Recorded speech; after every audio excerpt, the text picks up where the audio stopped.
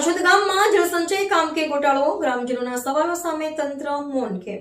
આમોદ તાલુકાના અછોદ ગામે સુજલામ સુફલામ જળસંચય અભિયાન 2026 જળસંચય જનભાગીદારી 2.0 હેઠળ કાંસને પહોળો અને ઊંડો કરવાની કામગીરી શરૂ થતાં જ વિકાસના નામે ગોટાળાની ગંધ ઉઠી રહી છે.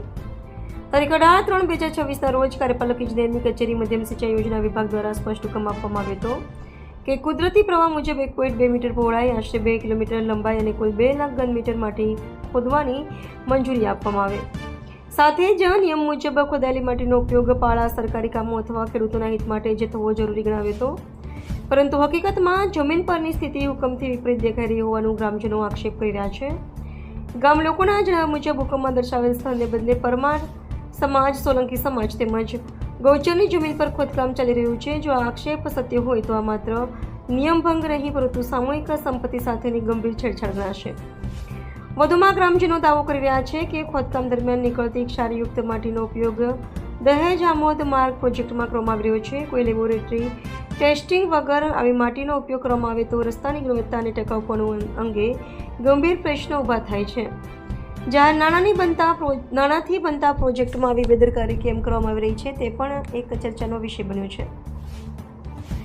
આક્ષેપો મુજબ કોન્ટ્રાક્ટર દ્વારા ખોદાયેલી માટી ગામની બહાર વેચવામાં આવતી હોવાની પણ વાતો સામે આવી રહી છે.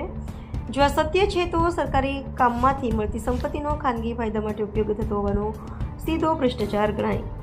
પરિસ્થિતિ એટલી ગંભીર બની કે મોટી સંખ્યામાં ગ્રામજનો સ્થળ પર એકત્ર થયા હતા અને તણાવપૂર્ણ માહોલ સર્જાયો હતો. અંતે પોલીસને સ્થળ પર બોલાવવાની ફરજ પડી અને કામ તાત્કાલિક બંધ કરવું પડ્યું. સરપંચના પતિ અને તલાટી કમ મંત્રીએ સ્થળ પર બોલાવાયા હોવા છતાં તેમની ગેરહાજરીએ લોકોમાં અસંતોષ વધુ વધ્યો હતો. પોલીસની મધ્યસ્થતા બાદ ચોક્કસ રેખાંકન નક્કી કરીને કામગીરી કરી ફરી શરૂ કરવાની સંમતિ આપવામાં આવી હોવાનું જાણવા મળે છે. છતાં પણ મૂળ પ્રશ્ન યથાવત છે. આ મુદ્દો માત્ર ખોદકામ પૂરતો સીમિત નથી પરંતુ પારદર્શિતા, જવાબદારી અને કામના હિત સાથે સીધો જોડાયેલો છે. વિકાસના નામે નિયમોમાં ઢીલાસ રાખવામાં આવશે તો લોકોનો વિશ્વાસ તંત્ર પરથી ઘટશે તે સ્વાભાવિક છે. આછોદ ગામ આજે માંગ કરી રહ્યું છે કે દેખાવ નહીં, દસ્તાવેજી સત્ય, સામાન્ય તપાસ નહીં પરંતુ નિષ્પક્ષ અને પારદર્શક તપાસ અને સૌથી મહત્વનું જવાબદારી નક્કી કરીને યોગ્ય કાર્યવાહી કરવામાં આવે.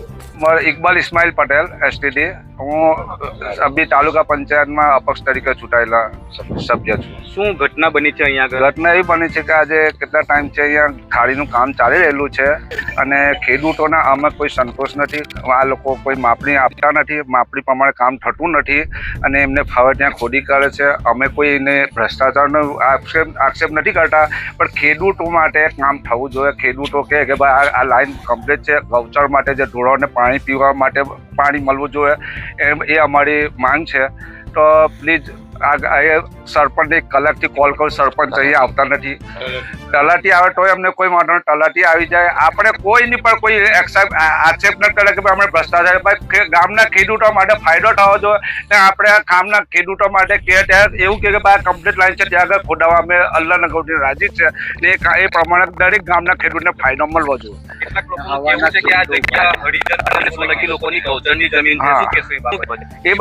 એ વાત કરી દો.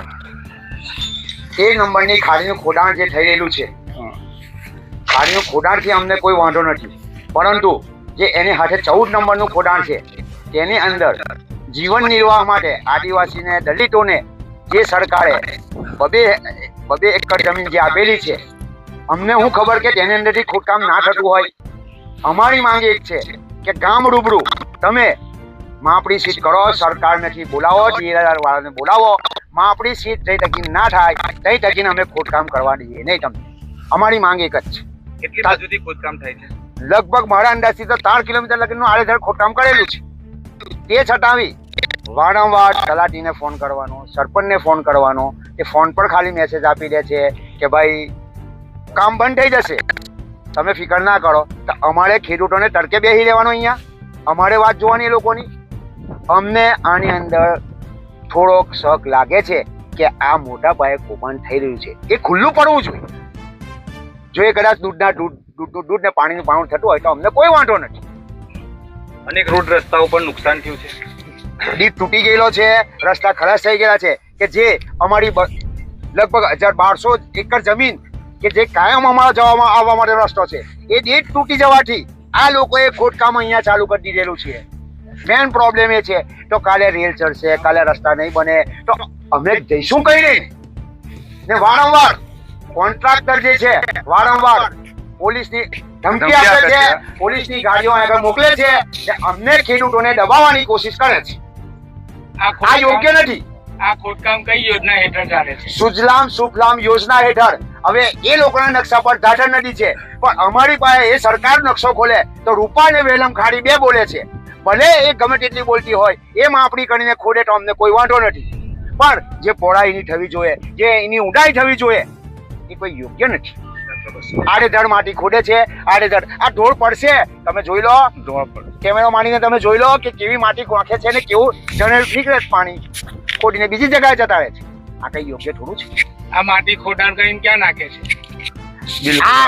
આ સાર માટી, આ જે ખોદકામ થઈ રહ્યું છે તે સાર માટી છે. કરોડોનો કોલટેક બને છે, તે છતાંય સરકાર આંખ વિચામણા કરીને આડેધડ સાર માટી ખોડાવીને નાખે છે કે અહીંયાથી ઠેઠ મલેથી ઠેઠ લગીને આ માટી જઈ રહી છે. સાર માટી કે જે કરોડોનું આપણા રોડ બને છે, કે જે આ માટી પાસ કોઈ હાલત એની અંદર પાસ થયેલી નથી. અમારે કોઈ જગ્યા લેબોરેટરીમાં ગયેલી માટી આ પાસ થયેલી નથી.